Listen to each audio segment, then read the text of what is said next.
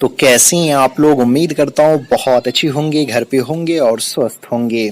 तो 100 मार्क्स हिंदी का जो पहला चैप्टर है करबक, इसको मैं शुरू कर चुका हूँ। इससे पहले इसका एक पार्ट का वीडियो बन करके अपलोड हो चुका है, जिसमें मैं करबक के कवि मलिक मोहम्मद जासी की बायोग्राफी को, उसके परिचय को बहुत ही डीपली से, बहुत ही अच्छे तरीके से समझाया था। अगर वो वीडियो आप नहीं देखें तो कृपया करके प्लेलिस्ट में जाइए।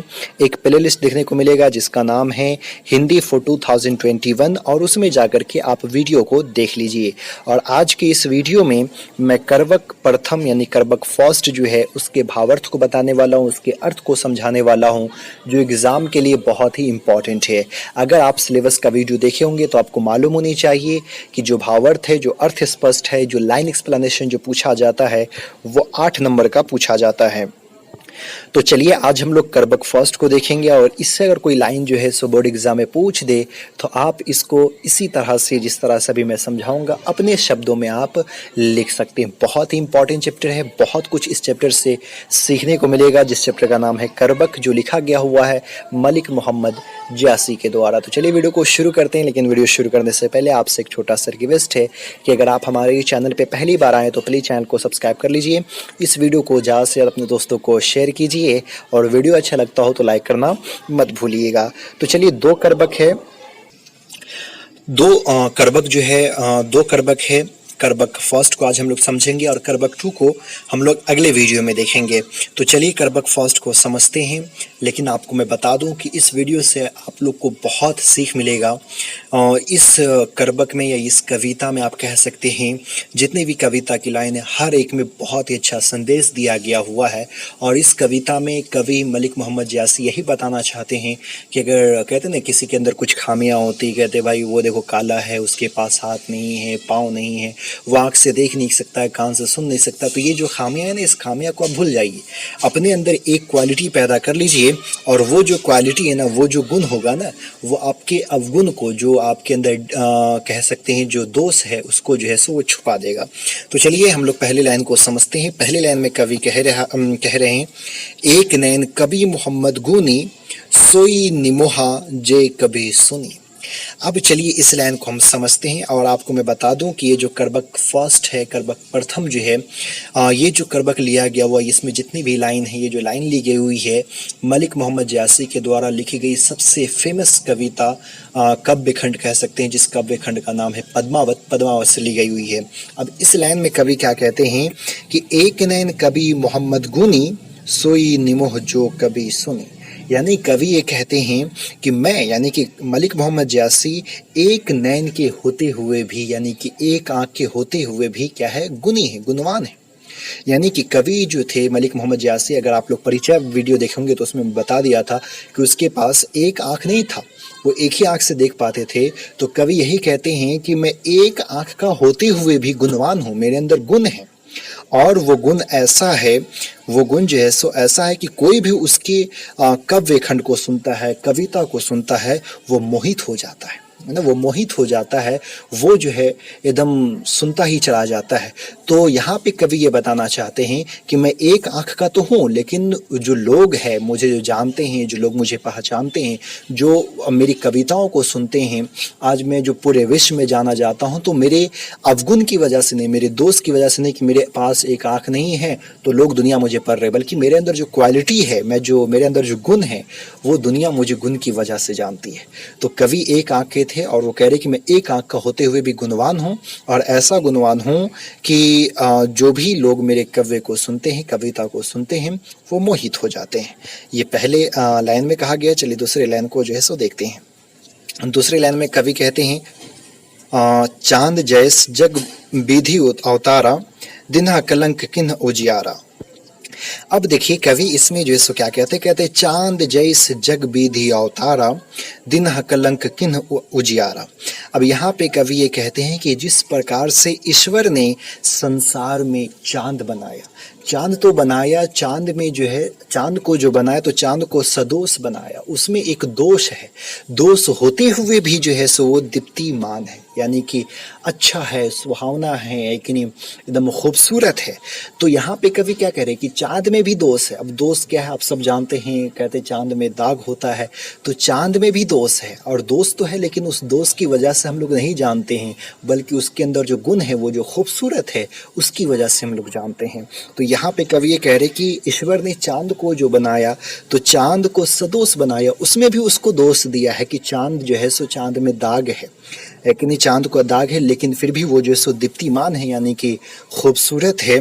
ठीक उसी प्रकार जो है ईश्वर ने जायसी की जो कीर्ति है, ठीक उसी प्रकार जो ये जायसी की कीर्ति, मलिक मोहम्मद जायसी की जो शोहरत है वो उज्जवल है, लेकिन दुनिया उसको भूल नहीं सकती है, दुनिया उसको हमेशा जानती, तो उसकी शोहरत जो है वो उज्जवल है, लेकिन उनका अंग भंग जो है वो दोष है। जिस प्रकार चांद में दाग है तो ठीक उसी प्रकार मलिक मोहम्मद जायसी के अंदर भी दोष था। वो दोष क्या था, आँख से देख नहीं सकते थे, कान से सुन नहीं सकते थे, पूरे चेहरे पे जो है ना उसको जो है सो चेचक था, पूरा चेहरा वाइट था। तो जिस प्रकार से चांद के अंदर दोष है लेकिन फिर भी दुनिया चांद की दीवानी होती है, चांद को खूबसूरत समझते हैं, ठीक उसी प्रकार जो है मलिक मोहम्मद जायसी के अंदर दोष तो था, वो आँख से देख नहीं सकते थे, कान से सुन नहीं सकते थे, लेकिन उसकी कृति जो है, उसकी शोहरत जो है आज भी उज्ज्वल है। चलिए तीसरे लाइन को हम लोग समझते हैं। तीसरे लाइन में कहते हैं मलिक मोहम्मद जायसी, जग सूजा एक ही नैनाहा ओवा सुख अस नख्तम महा।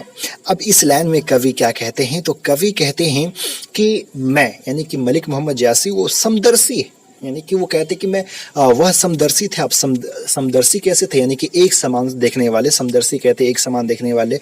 वो कहते हैं कि संसार को, इस पूरी दुनिया को मैंने एक ही आंख से देखा, जितनी दुनिया है दुनिया को मैं एक ही आंख से देखा, और एक आंख से देखा, सबको एक समान देखा, और मेरे एक आंख दूसरे मनुष्य के आंखें को तुलना में ठीक उसी प्रकाश तेज था जिस प्रकार तारागण के बीच जो है ना शुक्र तारा नजर आता है। यानी कवि ये कहते हैं कि मैं समदर्शी हूँ, लेकिन पूरी दुनिया को मैं एक समान से देखा, एक आँख तो था लेकिन मैं पूरी दुनिया को समान रूप से देखा, और ये मेरा आँख जो वो इतना तेज है कि जिस प्रकार से आसमान में तो कई तारे नज़र आते हैं, बहुत सारे तारे रहते हैं, लेकिन एक तारा जो जिसको हम लोग शुक्र तारा कहते हैं, शुक्र जो है, तो शुक्र जो है वो आसमान में बहुत ज़्यादा चमकता है और तारा से बहुत अलग रहता है। तो कहते कि मेरा आँख भी जो है उसी शुक्र तारा के जैसे था, भले दो आंख नहीं था लेकिन एक ही आंख था, और वो मेरा एक आंख जो है वो शुक्र तारा के जैसा था। तो ये मलिक मोहम्मद जायसी अपने करबक फर्स्ट के तीसरे लाइन में कहते हैं। चलिए चौथे लाइन को देखते हैं, चौथे पंक्ति को देखते हैं। चौथा पंक्ति कह रहा है, जो लही अंभी डाब न होई तो लही सुगंध बसाई न सोई। देखिए हर एक पंक्ति में कभी यही बताना चाहते हैं कि आपके अंदर जब तक कोई दोष नहीं होगा ना, तब तक आपके अंदर कोई क्वालिटी नहीं आ सकता है, आप जैसे कुछ कर नहीं सकते हैं। और यहाँ पे कवि ये कहते हैं, जो लही अंभी डाब न होई तो लही सुगंध बसाई न सोई।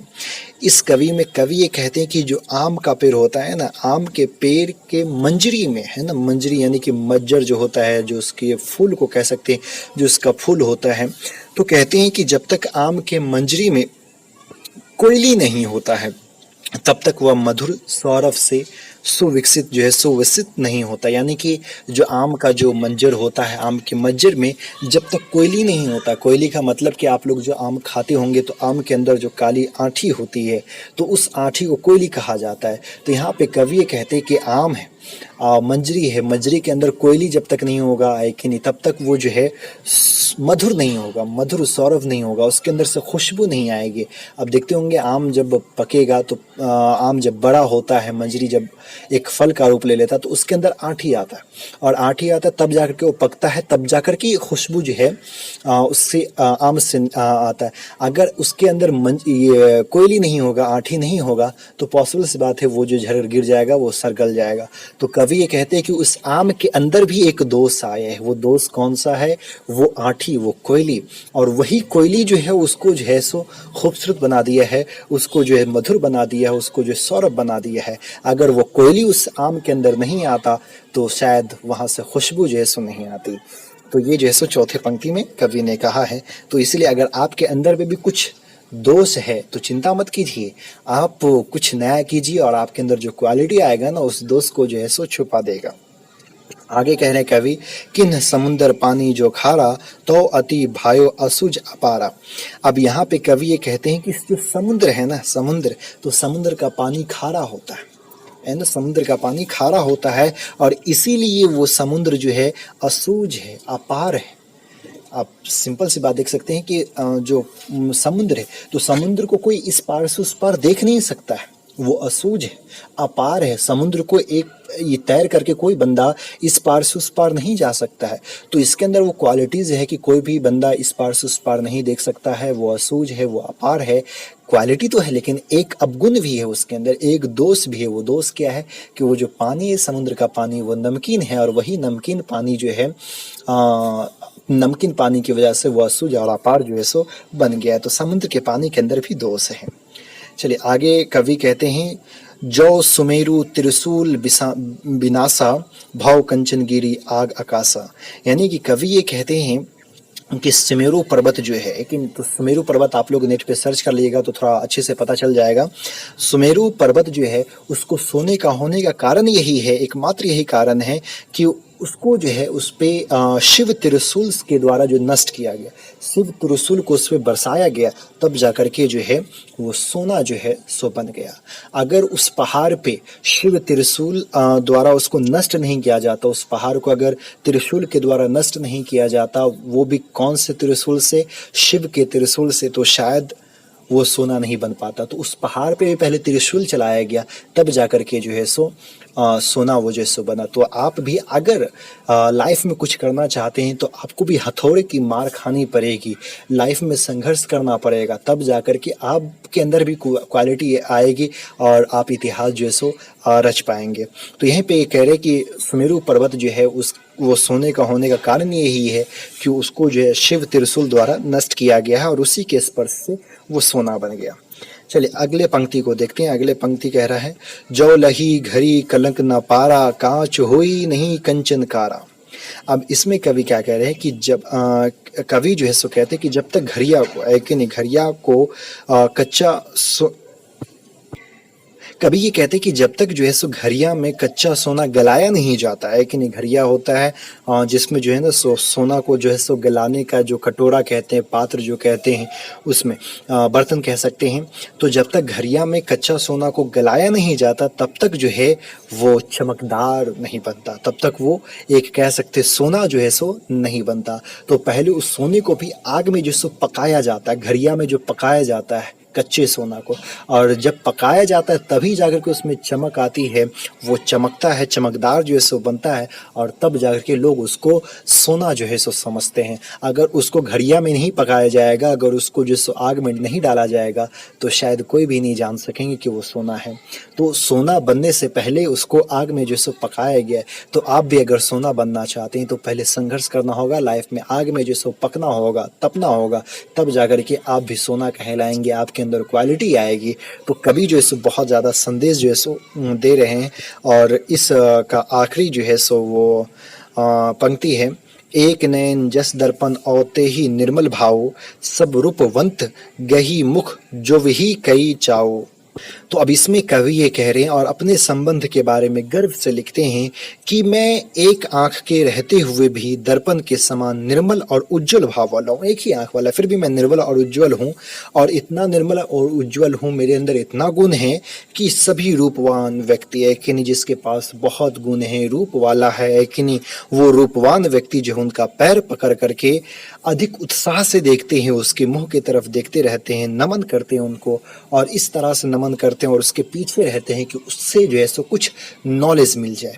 तो वो कहते मैं एक आँख वाला ही हूँ, है कि नहीं, फिर भी मैं निर्मल और उज्ज्वल हूँ और इतना ज़्यादा मेरे अंदर गुण हैं कि बड़े बड़े रूपवान व्यक्ति जो है मेरा पैर पकड़ते हैं, पैर को छूते हैं और हमेशा मेरी तरफ इस उत्साह में देखते रहते हैं कि मेरी तरफ से उसे कुछ जो है सो मिल जाए और मुझे नमन करते रहते हैं। तो ये पंक्ति जो है करबक फर्स्ट का था। बहुत ज़्यादा संदेश जो है सो इस पंक्ति से मिलता है। तो उम्मीद करता हूँ ये वीडियो आपको बहुत अच्छा लगा होगा और बहुत जल्दी इसका ऑब्जेक्टिव क्वेश्चन आंसर और करबक 2 जो है सो आप लोग को मिल जाएगा। उम्मीद करता हूँ अगला वीडियो कल नाइट में या फिर कल नाइट में जो है आप लोग को मिल जाएगा। तो अगर वीडियो अच्छा लगा तो प्लीज़ लाइक कीजिए, ज़्यादा से ज़्यादा शेयर कीजिए और हमारे चैनल पर अगर पहली बार आए तो प्लीज़ चैनल को सब्सक्राइब कीजिए। फिर मिलते हैं अगली वीडियो में, तब तक के लिए बाय।